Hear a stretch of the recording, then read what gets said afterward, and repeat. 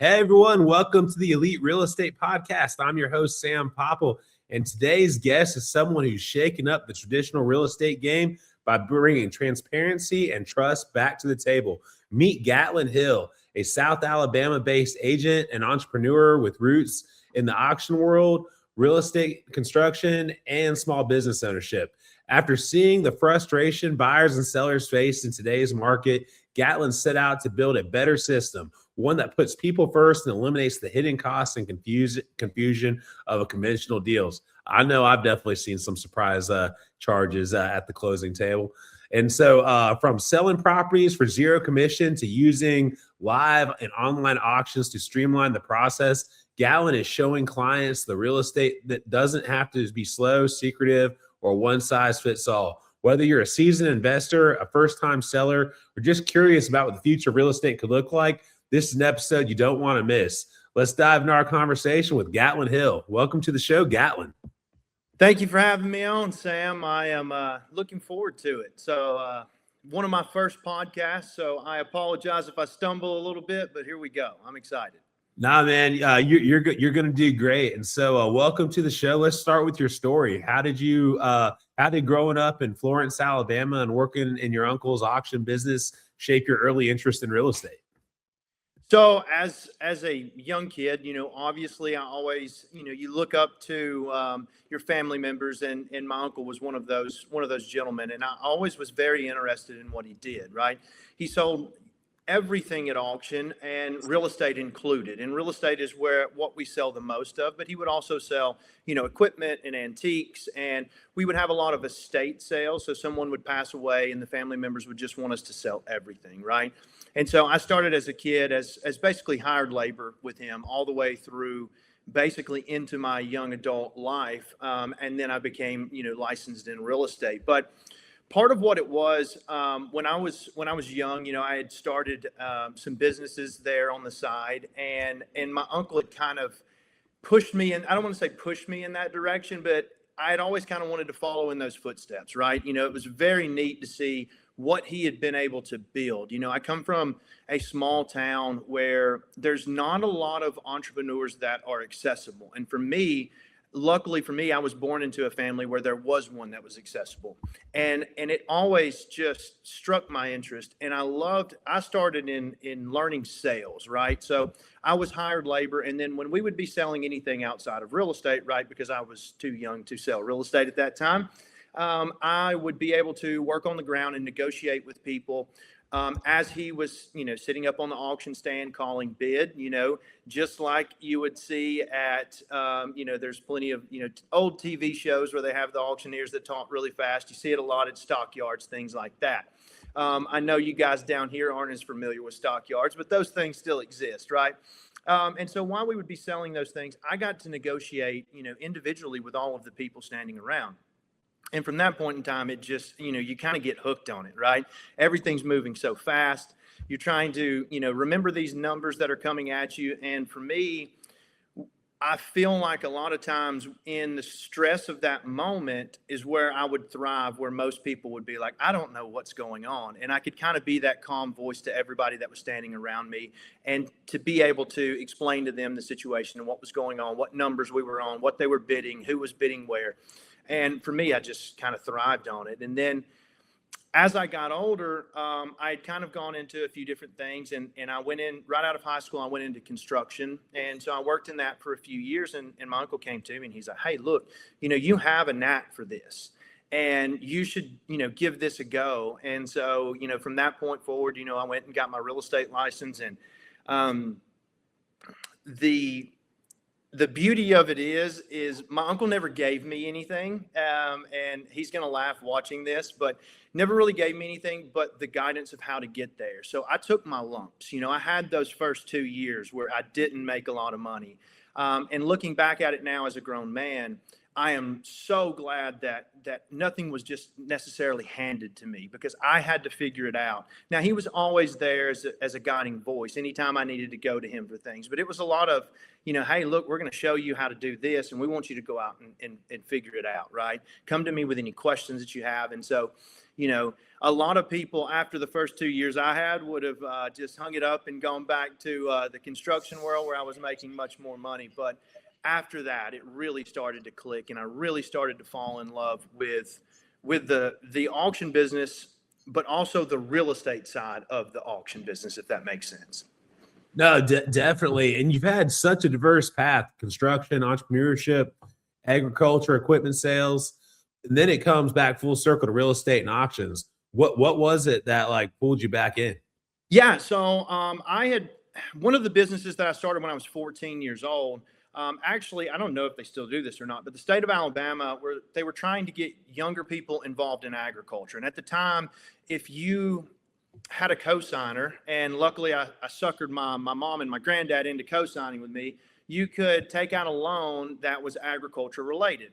And luckily for me, I knew a local farmer that always just really liked me, and we had a great relationship. And he leased me a piece of property at 14 years old that he was not using at the time. And so it kind of started from there. And then as I got older, the deals continued to get bigger, right? I continued to try to grow that. And I actually went into the poultry business. So I bought poultry houses and then ran those for a few years. And I was still doing some real estate on the side, but I was really focused on the farm. And I was at a turning point in my life. I was, 27 going on 28. And I was like, okay, what do I want the rest of my life to look like? And I had always had this, affinity for like coastal Alabama and the Panhandle. And I had always vacationed there, would go, multiple times throughout the year, knew a lot of people in the area. And so I decided that that's not the future that I wanted for myself. And so I dove into selling the entire farm.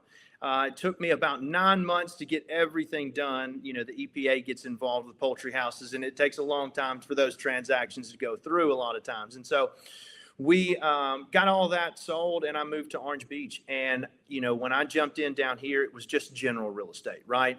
There's no auction companies that I'm aware of right now that are selling real estate full time in the coastal parts of Alabama and the Panhandle of Florida. And so there really wasn't an auction company to work for. Luckily for me, there was a broker that was out of Florence, Alabama, which is where I'm from, and he had opened a location down here. So I knew a few people that were already working in the area. So dove back into real estate full time. And right after that, it was about a year or so after being down here, I met a pretty famous real estate coach from the area. And I don't want to name names on the podcast, but I met him and literally took what I call a strategic step backwards. And the reason that I say a strategic step backwards, right? I was out doing my own thing in general real estate, and I could market and I could sell with the best of them. But what I watched is you're looking at a top agent that's been one of the top agents for a very long time down here, and he was starting a team. And I was like, okay. I sat down with him and I talked to him. He's like, why are you trying to do this? And I said, I look at it like this. You're someone that is where I want to be, and I'm willing to take a step backwards in pay, take a step backwards in doing some of the things that I'm used to doing, with all of the negotiation, with all of the things that I'm doing, because I want to learn how you do business here in coastal Alabama, right? Selling homes, residential homes, is no big deal, right? But I come from a place where there's no beachfront condos, right? And so he is very different North Alabama versus like Fairhope, Daphne, Pensacola Beach. Yeah. Right. Very different. And so I really, really wanted to learn it. And I wanted to learn how he was getting all of the listings that he got, because that's mainly what you do, right? The old saying in real estate is you got to list to last, right? And so I took that strategic step back and worked with him for a while and learned so much about just real estate in general and how things operate. As he's a single agent with essentially a secretary, right? And he was doing, he wasn't doing the volume that my uncle and them at the auction company were doing, but just to be one person, it was a lot, right? And he was retaining all of that because his labor costs were zero, right? Whereas with the auction company, we have labor costs involved, right? Right. And essentially, I learned so much. And then, I had never really been around new construction either, right? And so I started learning about some, new construction with the big box builders. Again, we're not going to name names on the podcast, but everybody knows who those are, right? And back where I'm from, there's no big box builder there. It's all custom builds, and we jokingly say, it's kind of a running joke in the area, that there's a lot of custom builders there, and their wife is always their real estate agent, right? So there's not a lot of opportunity to go and grab those listings there. And so I started getting recruited by management at one of these big box firms, and at that point in time was when the NAR lawsuit had been introduced, right? I'm still representing a lot of buyers at this time because I'm building up my list. Let me pause just a second, Gatlin. Yeah. Just for listeners. Okay, so a lot of people outside of real estate, especially people who aren't agents or brokers, might not know what. And I'm going to probably mess up the acronym. It was the NAR lawsuit. Yeah. So National. I was just going to highlight it real quick. This was the lawsuit that basically made it so real estate agents and brokers had to disclose that you don't pay for both sides of the commission. You're only paying your listing agent, and that. So, like I said, this really changed the game for a lot of realtors, because prior to this lawsuit and Sullivan, most people just knew that, hey, you list your home, you list it for 5 or 6%, and they're splitting that with the buyer's agent. And basically, this lawsuit brought it to everyone's attention that that's actually not how it was supposed to be done. I mean, you can do that, but you're not obligated to do that. And and you can brush any of that up, or So I don't want to really get. I'm not an attorney, right? It was a pivoting thing in a lot of people's real estate. It was the first time pivoting for your game. So I just want to make sure people knew what it was. Yeah, it was the first time since the 70s that there had been a major shift in real estate, right? Yeah, and it changed it on a national level, so yeah. Yeah, and so essentially the gist of it, right? I'm not an attorney and I don't want to get into legal terms, but essentially there were a very large group of sellers that had essentially signed this petition that I think ended up being in the millions of people, right? That were saying, why are we paying for someone else's representation, right? Because essentially at that point in time, when you put something within a multi-listing system, you had to put in some sort of buyer's agent compensation, right? You could not put a listing in without that compensation there. And the question became, why are we paying for someone else's representation? We have paid you to sell the property, not to pay someone else to then sell the property and represent someone else. So that was a big thing. And early on, myself and several mentors that are in the space, I started seeing really quickly that this lawsuit was not going to go in the NAR's favor. And so at this time, that is when, some of these big box builders had been recruiting me, right? And I got to thinking, I'm like, okay, I'm still building my listings here. I don't know what's going to happen on the buyer's agency side of things. I'm representing buyers. That's what I'm living off of right now, really. So do I want to wait until the hammer drops on this and then everyone's beating down the door to go work for a big box builder? Or do I want to go learn new construction now? And then once that is settled and we see how this all shakes out, now I have another tool in my tool belt. I've been over there. I've seen how it's done. And now I can better help my clientele to then purchase said property, right? And so that's what I did. And that's how I ended up at that conclusion, right? Because things were kind of rocking on, things were great. And I just didn't want to wait. I'm of the, and we'll get into this a little later, but I'm of the terminology in myself. And one of the things that I tell all of the people that work with me and all of my friends, if you're not ever evolving in business, you're slowly dying. You just don't know it yet.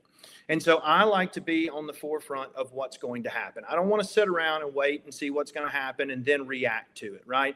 I want to go and carve my lane and be in front of anything that could possibly happen. And so I went over there and did great. It's much different. When I went over there, I, at that point in time, got to kind of reconnect a little bit with the old auction version of me, where I kind of get to put my salesman hat on, right?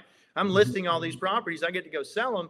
And one of the things that I found, and I try to be I try to really study anything that I go into, which you'll know this with the podcast today. I've talked to you a lot about this in detail and kind of gone over some things that I wanted to talk about, and I've really kind of run through this. So essentially, I found out really quickly that I didn't necessarily have to market direct to consumer. That I thought that, okay, if I go market myself to these agents as business to business sales, right? They're going to be the ones that are going to bring the consumer to me, because the big box builders are always paying a buyer's broker commission. Right. And so I kind of went at it as, okay, this is business to business sales. I don't need you to necessarily be in the big box builder business. I need you to be in the Gatlin Hill business, right?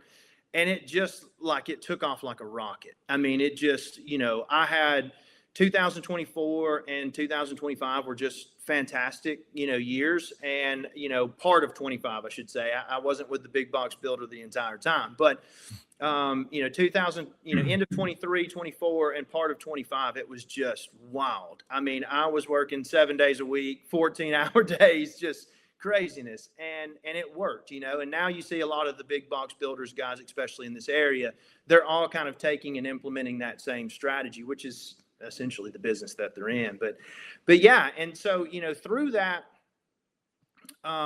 process, the entire time I was always watching this lawsuit that was going on. And I said, okay, real estate is going to change. How do I build a system that then changes with it? Right. So this whole system that we're going to get into, right? This is not something I just thought up overnight. This has been a 2.5-year process of a little bit of trial and error, a little bit of, a lot of conversation with a lot of different people that I hold in very high regard in the industry, whether it be in real estate or in the auction industry. I've talked to a lot of people, talked to more attorneys than I care to count. and so within the system that I built, it's not that I just kind of fly by night. I built the system. I built the system because what I thought and what is happening, right, within the real estate industry is changing, and I want to change with it. I don't want to be the person that sits around and does things the same old same, and then I get caught when something like this takes off, right? It takes fire. What were some of the biggest frustrations you saw from buyers and sellers that led you to focus on the auction model? So the biggest thing, we'll start with sellers, okay? And so the biggest thing with sellers are, obviously, they want to know why they're getting charged 6% commission, but you're only keeping 3% of it, right?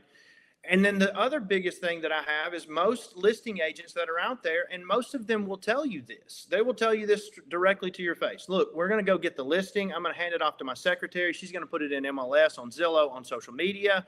And then I'm going to go on and find the next listing. And when somebody brings me an offer, then I'll negotiate, and then I'll hand it back off to my secretary, right? That's just not the way that I learned how to sell real estate. And if they don't tell you that, that's most of the time what's happening. Yeah. Yeah.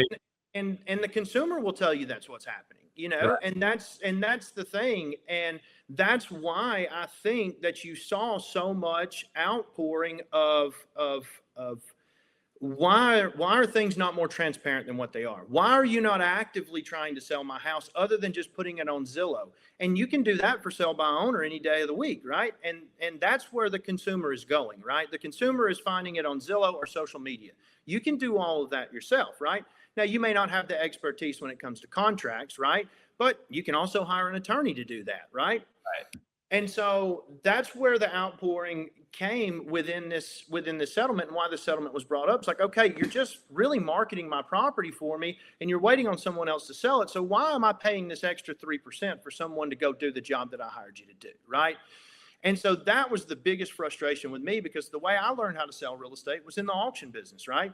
And we don't wait on someone else to bring us a deal, right? We get in a live auction setting. Now, we do most everything down here online, all right? But in a live auction setting, I get 1 day to make it happen, right? Because we're going to go in person. We're going to have all of the people there, and we're going to call bid at that point in time, and we're going to sell it. It's kind of the same thing with online. Now, you have much longer to bid. We give 10 to 14 days to bid during the process, but it's still, I only get one shot, right?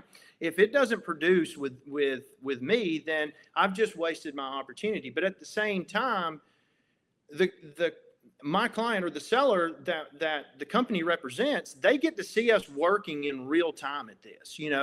We're the ones there doing open houses every weekend, right? We're the ones that are making all of the social media posts, and the marketing team that is behind me does a fantastic job. But they're the ones that are seeing us, calling on the phone and talking to all of these potential buyers and going through our Rolodex of people that we've sold real estate to over, my uncle's 37 years of experience. And then my experience, and the gentleman that works with me has 18, right? We're going through that Rolodex.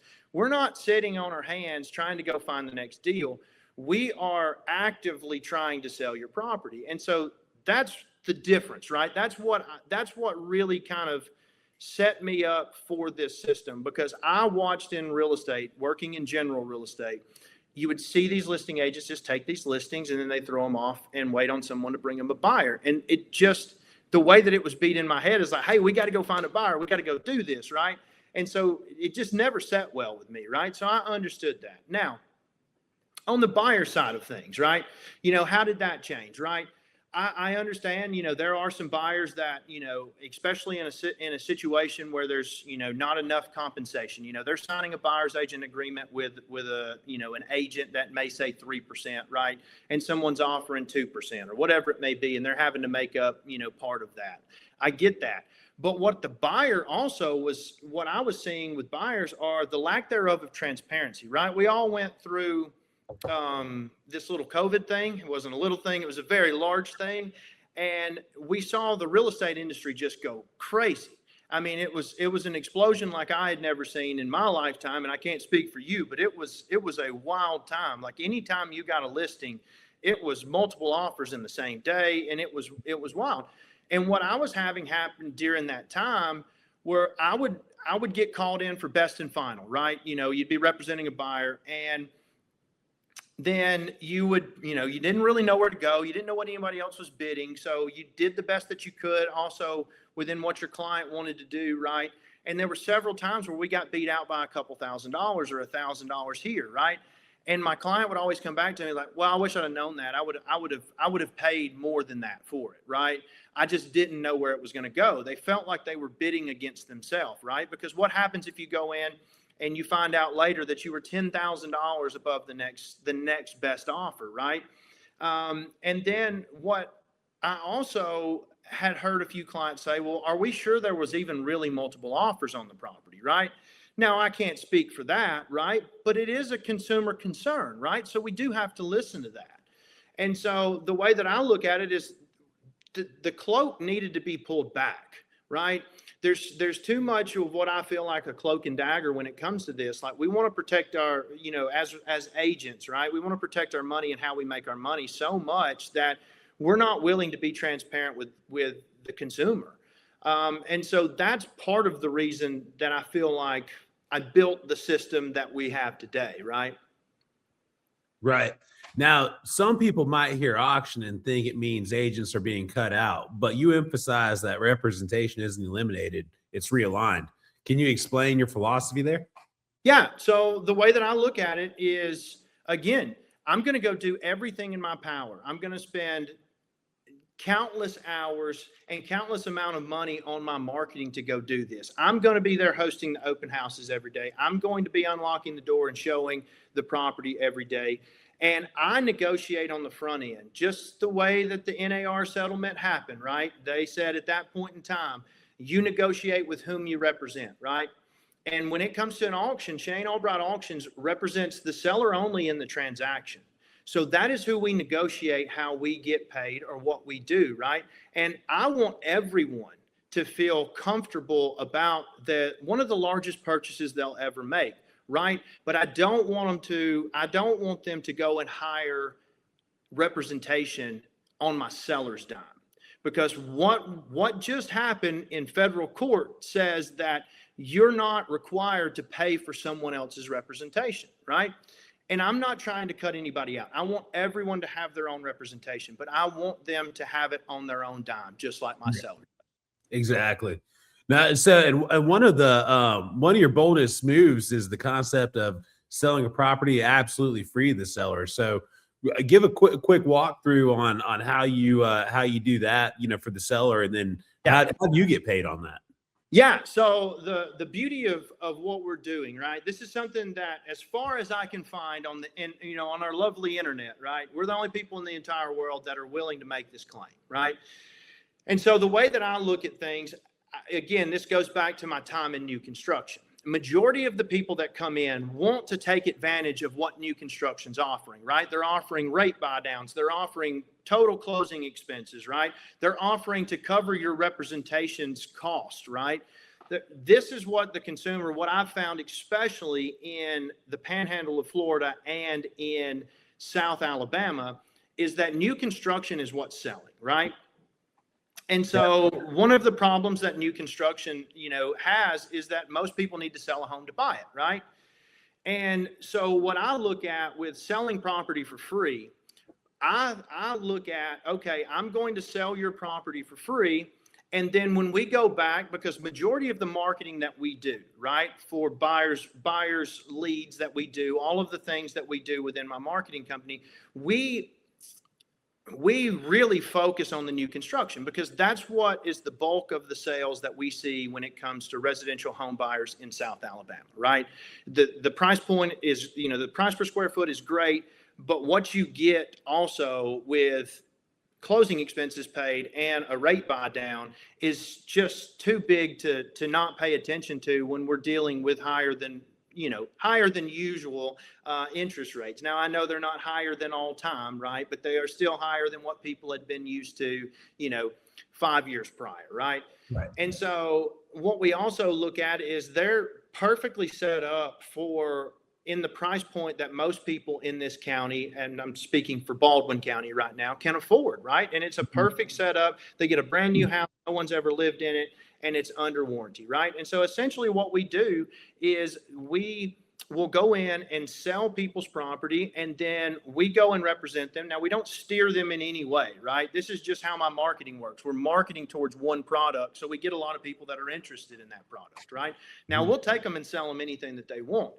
But it's then my duty to then negotiate my commission on the buy side of things, right? So I'm not charging them anything to sell their property. And where I'm going to make my money is then representing them on the buy side with what we're doing in marketing towards new construction. The big box builders are always paying a commission, right? That's totally true. I know.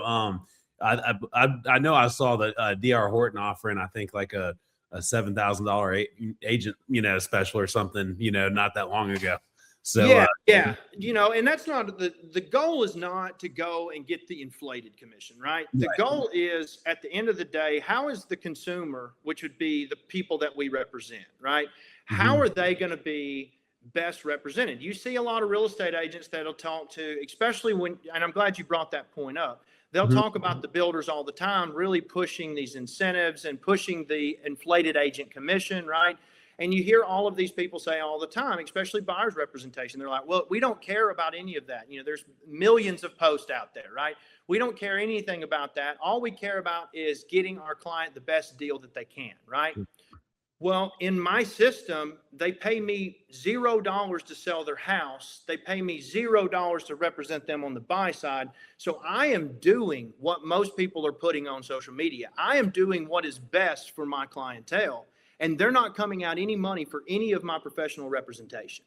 And so I just took that, and I've consumed a lot of content, right, over the past few years about seeing what people are talking about when it comes to buyer's agent representation and the NAR suit that went on, right? And everybody talks about we need to do what's best for the consumer.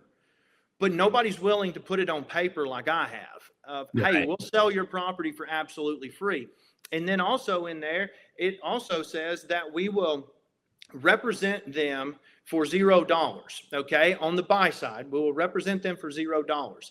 And I put in there, and this has all been approved by AREC, so I can repeat this, that it is my job to negotiate my commission as your agent at that point in time. If there is no commission to be had, on that deal, I advertise that I do it for free, and I'll still do it for free.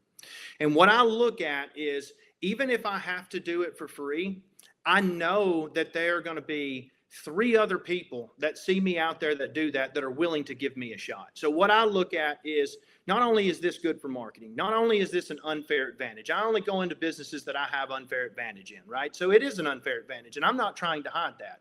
But what I also look at within this is that if I have to do some deals for free, I'm willing to take those lumps, because what I also know is I am building a brand based off what's best for the consumer. And who looks at that? The consumer looks at that. So I'm going to get more at bats to potentially make money, even though if I have to take the lumps to do some for free, I'm going to get more bats than the next guy, because I am doing what's best for the consumer at the time. And Definitely. the consumer paying $0 out of pocket for the representation is the best thing that they can do, even if I have to do a few for free. No, for sure. Now I know we talked a little about the regulations and the lawsuits, changing up how real estate is being done. How do you see the auction model fitting into this evolving real estate landscape? I do believe now we have a buildup to this, right? Because there's a shortage of auctioneers, right? It's difficult to get your auctioneer license in the state of Alabama. You have to have a 2-year apprenticeship program under an auctioneer. And, luckily for me, I was born into a family that does that, right? But good luck finding an auctioneer to be able to apprentice under. And then good luck taking a step back to take less money to then take that apprenticeship program on, right? And so it is one of those things that as we look at it and as this evolves, it is more difficult to get an auctioneer license than it is to get a real estate license. Contrary to popular belief, you don't have to do any type of apprenticeship program. It's a 60-hour course. You can get your real estate license and then they tell you to go have fun, right? Which is, that we won't go into that. But within this, I do think that there is a little bit of a slow build to this. We do have to educate the public on this, because you go into certain pockets that are used to real estate auctions and it's fine. But you also go into a place like right now, we are the only auction company that has ever been a member of Baldwin Realtors, right? So our local multi-listing system, we're the only people that have been here. So there has been a little bit of education that I've had to do, but I do look at this as a long-term solution for real estate. And I do look at over the next 10 to 20 years, that majority of your real estate is going to be sold under this model. And I truly, truly believe that. I thoroughly believe that. It's too good of a model for the consumer not to grab a hold of and take care of. Because you look at, we're doing an auction right now in Daphne that this person had seen some of our advertising. They're like, hey, we were going to go to for sale by owner. Explain to the situation of how you do this, right? And they were like, well, this is so much better. I don't have to take care of contracts. I don't have to market it. I don't have to be here to show the property. Like, I don't have to do any of this, and I don't have to pay you anything. And I'm like, yeah, that's the way that the system works, right?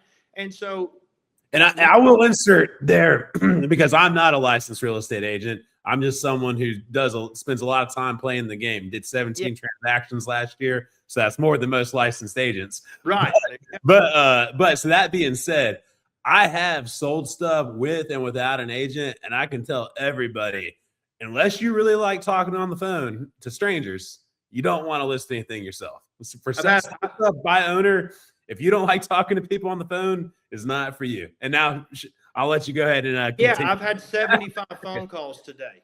Yeah. I hate talking. I don't pick up unknown numbers. I hate talking to strangers until I meet them in a social setting and stuff like that. But as far as random people talk, until I know why do you want to talk to me? Until I know your purpose and what do you want from me? It's hard. So like I said, I say that to say that most people would be much happier giving up a small percentage and not to have to deal with the BS and the phone calls and all the tire kickers you get. I'm sure you can probably elaborate on how many people that aren't serious call you about a deal. I'm sure you got to probably weed out 10 tire kickers for every serious caller. Yeah, for sure. And that's the beauty of what we're doing, right? Where you're talking about, hey, look, they're willing to give up a small percentage to then have that representation that takes care of all that. I just took the percentage off the table, right? One thing the consumer is talking about is, why are we paying you so much? Okay, well, don't pay me anything. Look, this is what I'll do. I'll represent you on one side of things, and I'll negotiate my commission if there's commission to be had. But if not, I advertise that I do it for free, so I will do it for free. And at the end of the day, the way that I look at it is, when it comes to for sale by owners, the reason that they're not working with an agent is because they want to keep more of their equity in their pocket, right? And that's what's best for them, right? So I built a system that helps them keep all of their equity in their pocket and not have to spend anything outside of, normal closing expenses that you have as a seller, which would be your title search, right? And your proration of taxes deed, and then also within if there's an HOA, right? You prorate those. But those are going to happen regardless, even if you go to sell it as for sale by owner. So I'm not adding any fees to this whatsoever. And not only that is I'm willing to stick my neck out and spend money on the advertising side of things just because I feel confident enough that, number one, we're going to get it sold, right? Over 37 years, we have a 93% sold rate, which is, you find too many real estate agents that can tell you that, right? That's and huge. Yeah. then, and that doesn't even count. That's not all, real estate related too, right? We, sell farm equipment, things like that in North Alabama. We won't really get into that because I'm here for real estate, and that's all that I'm really focused on down here in South Alabama. But still, we have that, that rate of sale. But then what you also look at is how much more time do you put back in your clientele's pocket, right? Because time is the only currency that we spend on a daily basis that we don't have the balance to, right? Definitely. You cannot go back and make more time. You can always make more money, right? Exactly. No, I love what you said there, because you don't know the balance you have on your time. It's, like you have this second, and maybe you have years left, maybe you have a day left, maybe something happens in the next hour. So yeah, time is precious. Right. And so, I built what I built to be a consumer first system, right? Everybody wants to talk about in the real estate world, consumer first, consumer first, consumer first. Okay. Well, I'm the first one to actually put a system together that is without a doubt consumer first, right? I'm representing my seller on one side, or the company itself is representing the seller on one side, and then we're also representing them on the buy side, and it doesn't cost them a dime out of their pocket. That's consumer first if I've ever seen it. I've never seen any model like this. And it, like I say, I've been met with a lot of people that are like, wow, this is crazy. And I'm like, yeah, I guess I'm just the craziest guy to do it, right? But the company itself, the owner of the company, the people that I work with are 100% behind this. They see the bigger picture of what's happening, right? Every time that I go out and do a deal for absolutely free, even if I don't get paid in that deal, there's going to be 2, 3, 4 deals that come along because of that, right? And so what I look at is I want the most at bats. And if I get the most at bats, then I'll be able to make my money, right? And at the end of the day, am I trying to go out and make myself a billionaire? No, this system wouldn't work for that, right? But I am trying to make an honest day's living and an honest day's pay, and be the most transparent in the situation. And we talk about transparency, right? And we went back to, and I'm kind of skipping around here, and I apologize, but we were talking about, back during when real estate was really crazy. You're getting multiple offers, right? And, I had, a client that got beat out by a couple $1,000s, and I thought, man, I'd have given another $5,000 to get this house, right? And so you don't get that in the auction world, right? You get to see in real time. It's on our website right now, the house that we're doing in Daphne, and you can see the time and the amount that every bid came in, right? And so when you get into a situation like that, you get to make the most educated decision that you possibly can about purchasing real estate, right? When we get down close to the end of the auction, we're in $1,000 increments. So each bid is $1,000 more. So when you purchase that house, you walk away knowing that you did not spend too much of it, because there's 3 people behind you that are within $3,000 of your offer. And so the way that I look at it is, most people only buy, except for you, right? But most people only buy, a house to 3 houses in their entire lifetime, right? They buy what they live in, and that's pretty much it, Right. And so how do you know? Yes, you can have representation that tells you, right? But how do you know what the general public would be willing to give for your house while you're negotiating that house? And there's only one way, and it's the auction system. And you get to see in real time where other people, what they would have been willing to give, right? If you would not have made that last bid, someone else would have bought it for $1,000 less than you, right? And if they wouldn't have made that bid, somebody else would have bought it for $2,000 less, right? So I made a good deal. I don't walk away thinking that I spent too much on it. And so that's where I'm talking about when it comes to transparency. We're pulling back the cloak and dagger of what real estate is. We're the ones that are advertising, hey, we're going to do this for free. We're also advertising what other bids that you don't get to see in general real estate when you're in multiple offer situations. You don't get to see what those were, right? You know, how many times have you called to ask about a house and the agent said, yeah, you know, we got an offer for so-and-so, but they didn't take it, right? It's on my website. You can see the offer. You can see it in real time, right? You're taking a word for it, taking someone's word for it. It's like, yeah, well, you got this offer. But, you know, how do you know, right? It's in real time, right? Right. No, this is definitely perfect for people that want transparency, efficiency, and speed. Who is your ideal client and why? I mean, anybody. We've sold everything from commercial property to, you know, multi-million-dollar big pieces of ag property to multi-million-dollar houses. I mean, we can sell anything and we believe in it. We don't take auctions. Here's the deal. We don't take auctions that we can't sell, right? You know, there are always going to be unrealistic sellers out there. It really is. And what we've done is a disservice as real estate agents because most real estate agents just want the listing. Right. And so they'll go in with an unrealistic seller that wants $100,000 more. And they're like, well, I'll take the listing. And what we'll do is we'll just reduce price over time. Right. I'm not going to work with those people. And it's not that I don't wish them the best. Right. But I can't work with unrealistic sellers because I get one shot at this. I'm not going to sit on it for, you know, right now, days on market in Baldwin County is somewhere around 80 to 90 days. And I'm not going to sit on something for 80 to 90 days and try to reduce price. I'm going to go in and tell you what I believe the fair price is. We're going to negotiate with the seller from that point in time. And then we're going to come to a number that we can both agree on. And then we're going to go to auction. But if we don't both come to agreement on where we need to be, then we're not going to take that auction. Right. And so there's always going to be room for real estate agents to take deals. Right. We're not trying to necessarily, cut anybody out, or we're not trying to take food off anybody's table, right? We're trying to build a new system for realistic sellers and realistic buyers that will use it. And we see it over and over again from big property to small property, and we sell it. And that's just what we do. You hire us to sell your property, and that's what we're going to do.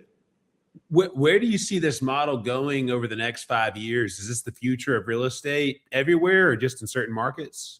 No, I think it's the future of real estate everywhere. I truly do. The consumer is more educated than they've ever been, especially since the NAR suit and since that suit pulled back some of the layers of what goes on within real estate. The buyer is more educated than they've ever been, and they have one of the most powerful real estate tools at their fingertips on an app on their phone called Zillow, right? A couple of my friends and I have already kind of talked to that, and it's funny because I've had some conversations with realtors, and you're one of the most you're one of the best ones as far as you're just real about it. Like, you get it, like you understand, like technology is coming for us, and this is what's happening. Because I've talked to so many who are just in denial that kind of I don't want to talk bad about any kind of realtor, but they'll overvalue their skills, thinking that they're special, not realizing, like, man, look, there's so much information everywhere now. Like we're so blessed with information this day and age that, like, we have more technology on our iPhone right now than the president of the United States did back in year 2000. Like, that is very true. I mean, that's like, it's crazy. And so, and then ChatGPT is there to, be able to get information, advise, and stuff like that. So I definitely think you're right that, like, the need for a traditional agent, I kind of think the writing's on the wall, and that there has to be a new system. And I think the people that help build out the system and cater to that are going to be the go-to people in the future of real estate. I don't really want to get into the future of where I'm going with what I'm doing, right? But I want to be on the forefront of that, right? I've spent countless hours I've read everything that you can possibly read. I've talked to everybody that I can possibly talk to and still do it on a daily basis, right? But I'm building a consumer first system. Okay. Zillow also, you're going to hear a lot of real estate agents that don't like Zillow, right? I think it's a beautiful tool, right? The consumer is now more educated than they've ever been because you can see past sales on there. You can essentially, a consumer can essentially go and pull their own comps before they do anything, right? Now, most real estate agents. The whole listing history is on there, Yeah. So I've been tracking this one property for like 2 years now, and I've literally watched it go from listed from 350 to 700 back to 400. I think it's currently at 600. Like it's, and like I said, I know, and like I said, I'm not gonna tell you the address, but I know because and it's like a bigger commercial piece, but I know because of that price dance that there's either mold or asbestos in the building. Yeah. That's the way it goes on commercial property. There was a surprise. Someone saw it, and then that was it. But yeah, no. So I think people discount Zillow, and I'm not telling anyone to trust the Zestimate. Definitely. That's where I was about to go with it. That's the only don't overvalue the Zestimate because the Zestimate does sometimes give people a little false hope. But as far as you seeing listing prices, listing price changes, and sale history, that's all there, and it's helpful. And Zillow's been more than fair with real estate agents, and that's a hot take, I'm going to say, but Zillow's been more than fair, right? Zillow is the monster in the corner of the room, right? During all of this, they made a deal with all of the multi-listing systems where everything gets auto-populated to all of the sites that they own, right? And, at the time, Zillow did take quite a bit of a hit by standing by some of the multi-listing systems within this suit, right? Where at that time, they could have become the only, and this is what I've said, I don't know why they haven't done it.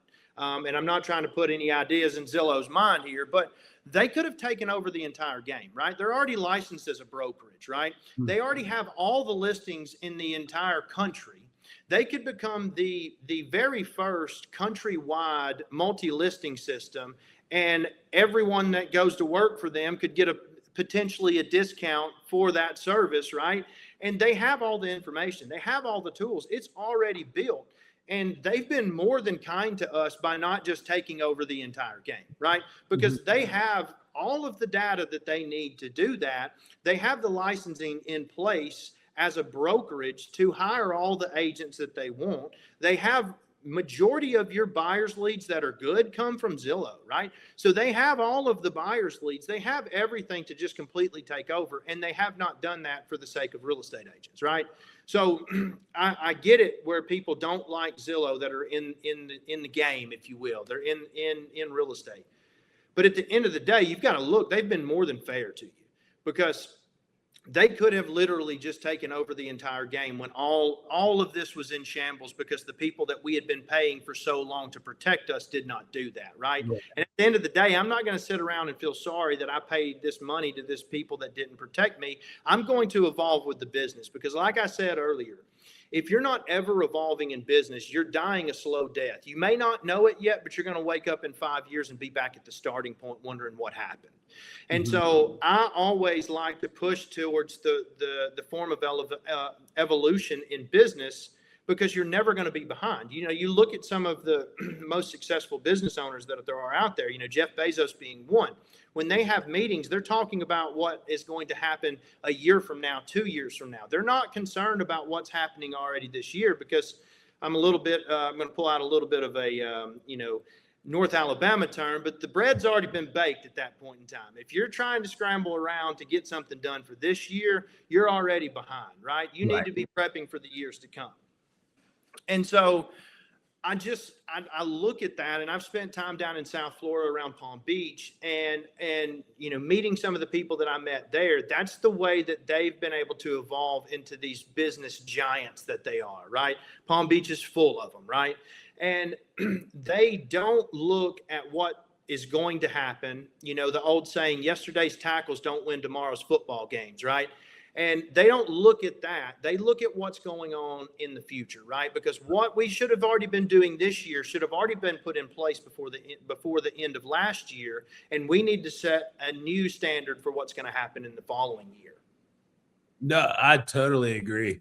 No, and that's definitely a great outlook to have. Is you just got to keep evolving, thinking forward. And I mean, I definitely think you're doing some cutting edge stuff here. Because when I first met you at the networking thing, and you brought up auctions, I was like blown away. Like, I only know one kind of real estate auctions, and that's for people that aren't doing very well. And so yeah, it's usually that's the tax deeds, tax liens, foreclosures, and so usually, when you hear auctions in real estate, it's kind of like the bit of a bottom of the barrel. There's a lot of those properties you get when people, get foreclosed on or lose it due to taxes. They're usually not taking care of the property either. Like, if they don't have money to pay their mortgage, they don't have money to upkeep the property. If they're not paying your property taxes, probably don't have any extra money for anything. So when you said that, and then I realized, like, wow, these are, good houses, like regular listings. Like I said, I was blown away. So for someone who's listening and he's never considered buying and selling through an auction, what's one thing you want them to know? Oh boy, one thing. One thing. The one thing I'll give you three if you need more than one. Yeah, no, hopefully I won't get off on a soapbox here. But the one thing that I want them to also understand is look at the track record, right? So you may not have an auction company that is close to you, right? But look at the track record of what auction property that is move-in ready sells for, right? And what you're going to notice within that is it's going to sell at the same market value or above of where everyone else is, right? Mm-hmm. And within the auction process, instead of us sitting on it for 85 days, I can be from the time we sign the contract to auction the property to the closing table in as little as a month. Now, I like to have 2 months, but I can be there in as little as a month because I drive the urgency to then go and get everything aligned because the property is going to sell on a specific date, right? So I kind of force people's hand to go ahead, talk to their bank, talk to whatever it may be. But I think the number one thing that I want them to understand is, just like you said, most people think tax sale. Most people think distressed property. Look at the big picture of what is going on in today's market of real estate, and look at the track record around the country of different auction companies that are selling real estate, and look at the values that they're selling at versus the marketing. Also look at the time to the closing table that it's taking those people. And I think you're going to be pleasantly surprised. And then call me right after that. Right. No, I mean, that's I think definitely good. Now, if people want to learn more about you, reach out to you, curious about auctions, I know you're working on bringing it to Florida. Still not there yet, but we'll be in Florida at some point in time this year. We were hoping Q1. It's looking a little more Q2, but we'll be in Florida for sure. We're Tennessee and Alabama right now, and then soon to be over in Florida. Cool. Well, so if people want to reach out to you and curious about this model, what's the best way for them to get in touch or follow you? All of my socials outside of Facebook. Facebook is just my name, Gatlin Hill. And then all the rest of the socials, it's Real Gatlin Hill. So REAL Gatlin Hill. And then if you want to talk to me directly, I will just throw my phone number out. My phone number is 256-710-8875. Call me directly. I'll come sit down with you, talk you through the entire process of what we do. We'll even get the owner involved in it as well. He'll talk to you about his background and what he's been doing over 37 years in this industry, and definitely put you at ease, right? Definitely. Now, any final thoughts on real estate in 2026 and beyond before we close out the show? Yeah, I mean, the way that I look at it, I had someone ask me recently, I was showing some property with a buyer that I have, and he asked me, he's like, do you think now's a good time to buy real estate?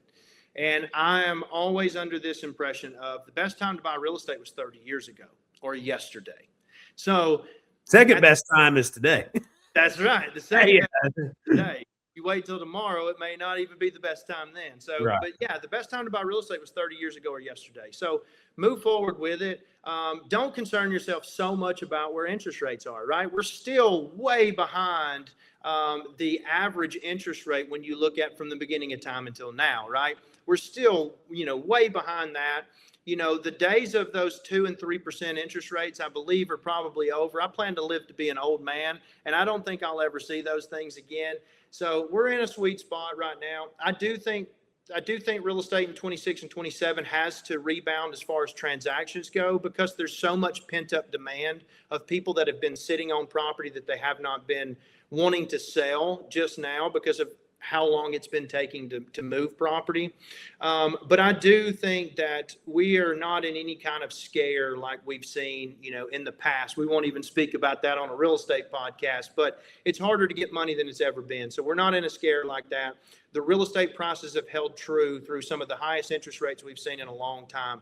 So don't be scared to buy real estate. Definitely. Now, before we close out, I just got a couple of announcements. If anybody has lots for sale in Escambia County, which is the Pensacola area, as you know, my partner Will and I are actively building this county, so we are constantly looking for lots.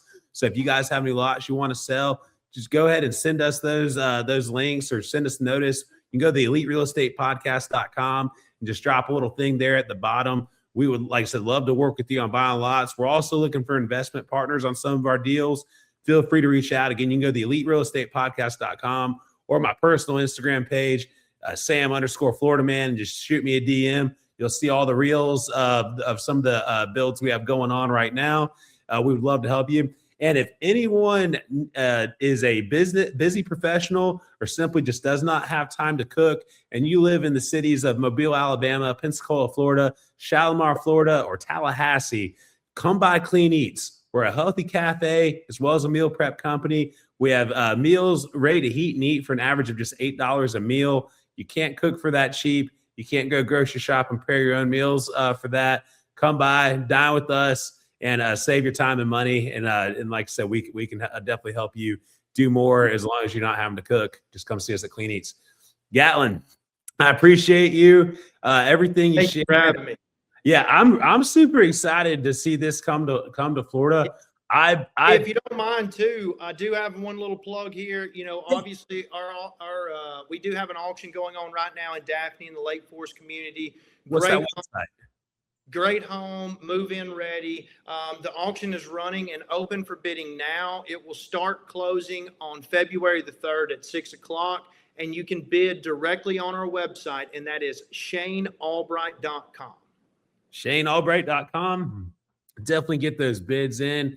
I think it's so cool that you can bid, and if someone upbids you, you can see how much they bid, so if they're trying to really up it to get you out the game, or if they're trying just to up it a little bit just to edge you out. And so it's I definitely, like I said, I think the auction's great. I hate Will couldn't make this episode, but we'll definitely have to grab lunch soon. I'm kind of curious about maybe put one of our new houses on the auction at some point. I'm curious, I want to see how it goes, Yeah. Hey, one more thing I do want to talk about too. We don't sell all of our property absolute either. So like in a case like yours, right, we're going to set a reserve, and if we don't meet that reserve, it doesn't sell, right? Perfect. And then there's one big misconception about the auction business, that you have to buy it in cash, right? Because people are used to tax sale property, things like that. Yeah. Oh, I am so glad you brought this up. I remember that was one of my questions when I met you. At the networking event. Yes, please drop this for everybody. Yeah. So that's a misconception, right? When you go buy tax sale property and you buy things like that, yes, you are paying cash. When you're talking about a normal real estate auction, we are going to give you 30 to 45 days prior to the auction closing, right? Now, you need to have your financing set up beforehand, right? Because we don't want to go into a situation where somebody thinks they can get the money, right? It's no different than putting an offer in general real estate. They're going to probably should come with a pre-qualified letter, definitely not outbid your pre-qualified letter. That's exactly Right. But we're going to give you plenty of time, 30 to 45 days afterwards. And any bank there is out there, any mortgage company there is out there, that's plenty of time to service that loan.